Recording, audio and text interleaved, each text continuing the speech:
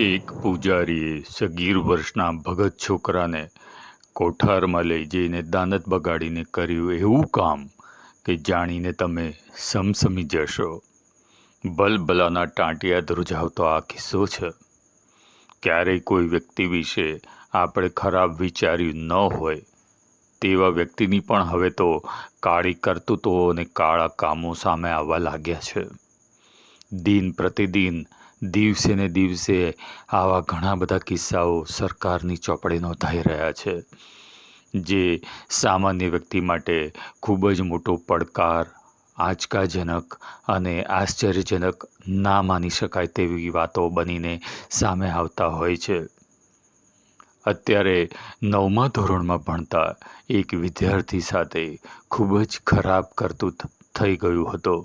તેની સાથે એવું કાંડ થયો કે તે ધ્રુજી ઉઠ્યો હતો અને આ કરતૂતોની પાછળ એવા વ્યક્તિનો હાથ હતો કે જેનું નામ સાંભળતાની સાથે જ ગામના લોકો પણ ફફડી ઉઠ્યા હતા, ગુસ્સાથી લાલચોળ થઈ ગયા અને ગામમાં સગીર વર્ષનો એક છોકરો તેના પરિવાર સાથે રહે છે અને ગામની નજીક જ એક ખૂબ જ જૂનું મંદિર આવેલું છે, જ્યાં લોકો શ્રદ્ધાથી દર્શન કરવા, પૂજા કરવા હંમેશા રોજ લગભગ જતા હોય છે.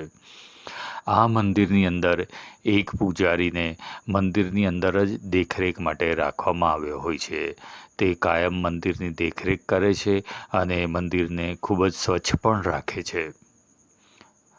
ગામના વિદ્યાર્થીઓ જ્યારે સવારના સમયે પોતાના તે ઘરેથી શાળાએ જવા માટે નીકળતા, તેવી જ રીતે આ એક સગીર વર્ગનો વિદ્યાર્થી પણ શાળાએ જવા માટે નીકળતો, ત્યારે તે આ મંદિરે દર્શન કરવા માટે કાયમ આવતો હતો. તે ભગવાનનો ભગત હોવાને કારણે એક દિવસ પણ તે મંદિરે દર્શન કરવાનું ચૂકતો નહોતો. તેને ભગવાનમાં ખૂબ જ આસ્થા, શ્રદ્ધા હતી, જેથી તે રોજ દર્શન કરવા જરૂર આવતો હતો.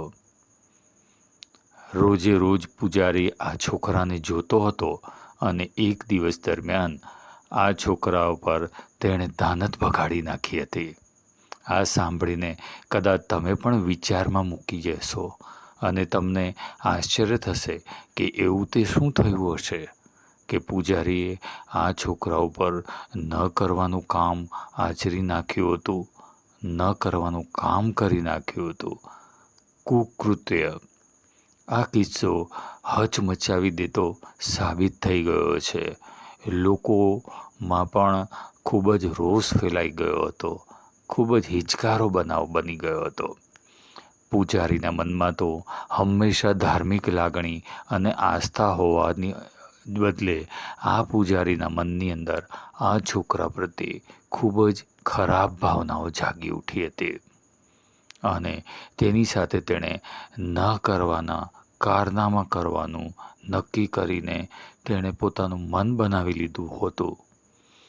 એવી રીતે તેણે પોતાના મનમાં એવું ગોઠવી લીધું હોય એમ એક વખત જ્યારે આ વિદ્યાર્થી મંદિરે દર્શન કરવા માટે આવ્યો, ત્યારે આ પૂજારીએ તેને પોતાની પાસે બોલાવ્યો અને બોલાવીને તેને જણાવ્યું કે તારે મારું એક કામ કરવાનું છે.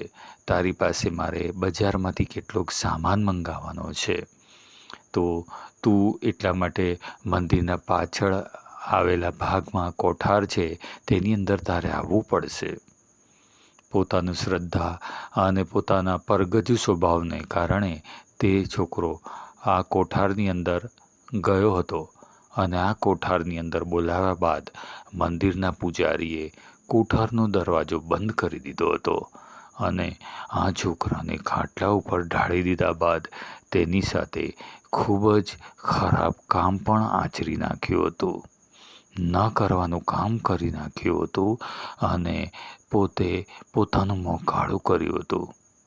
જ્યારે આ સગીર યુવકે બૂમબરાડા કરવાનું શરૂ કર્યું, ત્યારે આ આરોપી બાબાએ તેનું મોઢું દબાવી દીધું હતું અને તેને ચૂપ રહેવા માટે ઇશારો કર્યો હતો.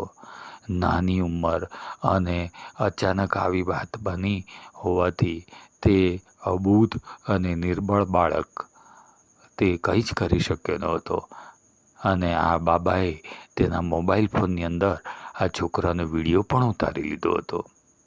બિચારો આ છોકરો ધોરણ 9ની અંદર અભ્યાસ કરતો એક અબોધ અને એક નિર્દોષ નિર્બળ બાળક હતો, માસૂમ હતો.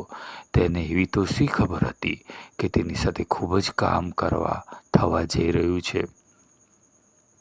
તેણે તો આ પૂજારી આ છોકરાને એમ પણ જણાવ્યું કે જો તું આ વાતની જાણકારી અન્ય કોઈ પણને આપીશ, કોઈને પણ કહીશ, તો હું આ તારો ગંદો વિડીયો વાયરલ કરી દઈશ.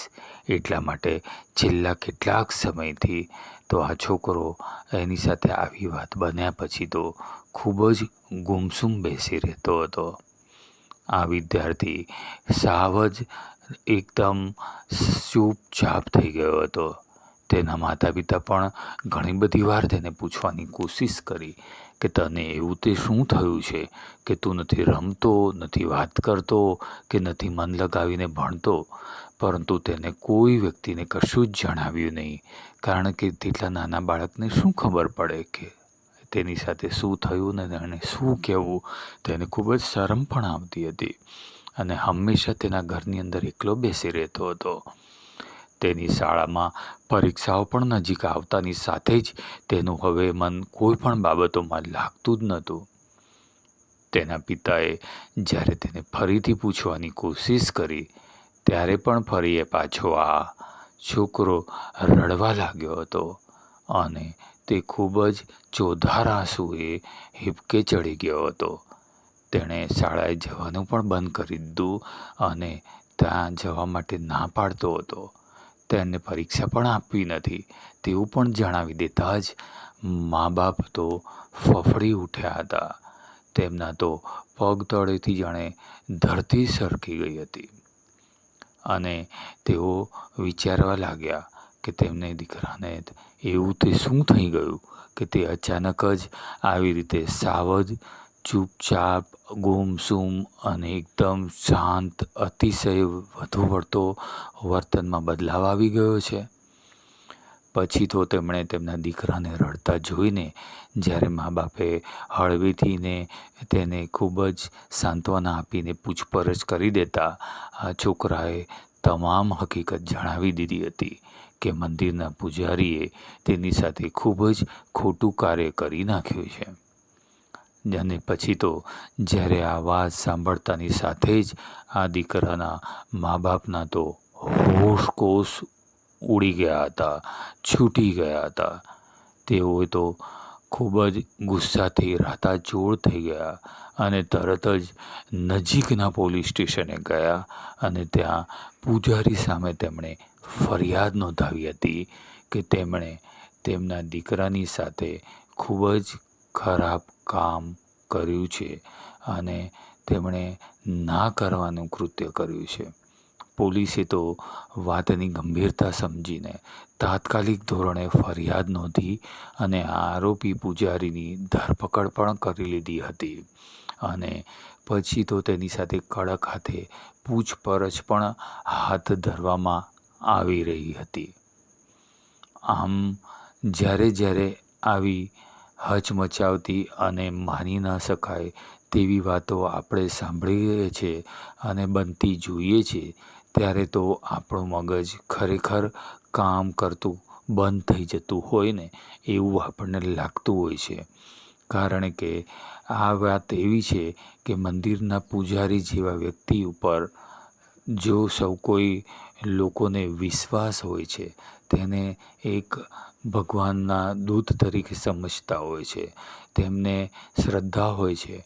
પરંતુ આ પૂજારીએ તો એવી રીતે દાનત બગાડી બેઠો અને એક સાવ સગીર વયના છોકરા સાથે જ ન કરવાના કારનામું કરી નાખ્યા હતા અને એક માસૂમની જિંદગી જાણે એની સાથે ખતરનાક રમત રમી હતી. તો મિત્રો, આ કહાની સાંભળીને તમને શું લાગ્યું કે શું બાળકોને આપણે એકલા આવી રીતે ક્યાંય જવા દેવા જોઈએ? શું આ પૂજારીને સજા થવી જોઈએ, તેને શું સજા થવી જોઈએ?